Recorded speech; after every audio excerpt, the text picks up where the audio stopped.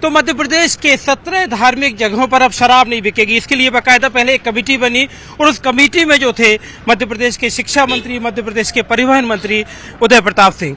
Sir, ये फैसला हुआ कैबिनेट में जब ये बात आई कि 17 जगहों पर शराब नहीं बिकेगी, किस तरह से ये प्रस्ताव आया और क्या आपके तमाम साथियों का रिस्पॉन्स था?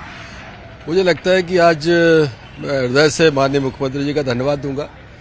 हमारी जो एक्साइज की इंटर मिनिस्ट्रियल कमेटी है जिसका मैं सदस्य था, एक प्रारूप बनाकर हम लोगों ने माननीय मुख्यमंत्री जी को प्रस्तुत किया। उन्होंने उसे बड़े व्यापक रूप से चिंतन के बाद आज कैबिनेट में प्रस्ताव आया। वो जैसी मुख्यमंत्री जी की मंशा थी कि धार्मिक स्थल जो हैं, जहाँ पर जो हमारी सनातन संस्कृति के एक पर्याय के रूप में जाने जाते हैं, हमारी श्रद्धा के केंद्र हैं, उन 17 स्थलों पर शराबबंदी पूर्णतः लागू की जाए। मुझे खुशी है कैबिनेट ने सर्वसम्मति से फैसला किया और काफ़ी उत्साहपूर्वक लोगों ने इसमें सहभागिता की। बड़ी व्यापक चर्चा के बाद और सार्थक चर्चा के बाद, समर्थन के मोड में चर्चा के बाद ये किसी ने विरोध तो नहीं किया, ये फैसला हुआ है। मुझे लगता है कि बहुत प्रशंसनीय है और आगे आने वाले समय में पीढ़ियों तक, जब तक ये शराबबंदी का निर्णय रहेगा, मुझे लगता है कि आज का दिन याद रखा जाएगा। सर, बात हो रही है कि अभी मुख्यमंत्री कह रहे थे कि हम धीरे धीरे पूर्ण शराबबंदी पूरे प्रदेश के लिए बढ़ रहे हैं, तो क्या हम माने कि गुजरात मॉडल, जैसे आप कह रहे थे कि आपने ट्रांसपोर्ट में किया, तो गुजरात मॉडल अब एक्साइज में और मध्य प्रदेश में भी गुजरात की तरह पूरी शराबबंदी? मुझे लगता है माननीय प्रधानमंत्री नरेंद्र मोदी जी के नेतृत्व में देश जिस तरह से आगे बढ़ रहा है, स्वाभाविक रूप से उसकी शुरुआत 2000 के बाद में गुजरात से उन्होंने की थी।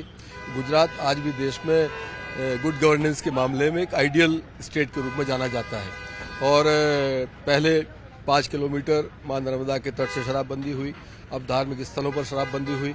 और जो मुख्यमंत्री जी की मंशा है कि हम समय समय आगे बढ़ेंगे और ये व्यसन जो है ये स्वाभाविक रूप से समाज से दूर जाने चाहिए। ये तो एक कहना चाहिए ओपन, एक खुले विचारों के साथ सहज स्वीकार करने वाली प्रवृत्ति होना चाहिए, मुझे लगता है। लेकिन सर, इसमें एक बात होती है कि जब एक्साइज से एक रेवेन्यू जो आता है, उस लॉस के लिए आप लोगों ने क्या सोचा? नहीं, स्वभाव कई बार क्या है, समाज की बेहतरी के लिए कुछ लॉसेस भी सरकार अगर वहन करना पड़े तो उसके लिए तैयार रहती है।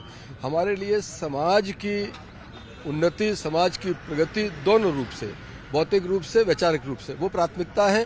और जो वित्तीय प्रबंधन है वो सरकार अपने अन्य स्रोतों से या बेहतर गवर्नेंस के माध्यम से उसको उपलब्धि को हासिल कर सकती है। तो यह है उदय प्रताप सिंह जो सीधे तौर पर ये कहते हुए कि हम इस बात के लिए तैयार हैं, क्योंकि समाज में अगर शराब की वजह से समाज में कोई बुराई आती है, कोई खराबी होती है, तो उसके लिए अगर रेवेन्यू का लॉस भी होता है सरकार, तो उसे सहने के लिए तैयार है।